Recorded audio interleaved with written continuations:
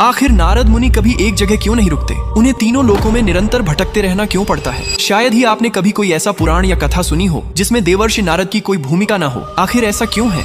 ये कहानी उस समय की है जब सृष्टि का आरंभ हो रहा था। सृष्टि के आरंभ में दक्ष ब्रह्मा जी के मानस पुत्र और महान प्रजापति थे। सृष्टि के विस्तार और वंश वृद्धि को आगे बढ़ाने का दायित्व उन्हीं पर था। उनका उद्देश्य था कि उनकी संतानें विवाह करें, संतति उत्पन्न करें और संसार को आगे बढ़ाएं। राजा दक्ष के पुत्र हर्षयश्व और बाद में शबलयश्व का जन्म हुआ। ब्रह्मा जी ने उन्हें आदेश दिया कि वे गृहस्थ जीवन अपनाएं और सृष्टि की रचना में योगदान दें। उसी समय देवर्षि नारद वहां पहुंचे। नारद मुनि ने उन युवकों को समझाया कि संसार का सुख क्षण भंगुर है, मोह और बंधन अंततः दुख का कारण बनते हैं। उन्होंने उन्हें मोक्ष और भक्ति का मार्ग दिखाया और कहा कि पहले संसार को देखो, अनुभव करो, फिर निर्णय लो कि गृहस्थ जीवन तुम्हारे लिए उपयुक्त है या नहीं। नारद की बातों से प्रभावित होकर दक्ष के सभी पुत्र संसार की यात्रा पर निकल पड़े। वे ज्ञान और आत्मबोध की खोज में आगे बढ़ते गए और फिर कभी अपने पिता के पास लौट कर नहीं आए। यह देखकर राजा दक्ष को गहरा आघात पहुंचा। उन्हें लगा कि नारद मुनि ने उनकी सृष्टि योजना को पूरी तरह नष्ट कर दिया है। क्रोध में आकर राजा दक्ष ने नारद मुनि को श्राप दे दिया,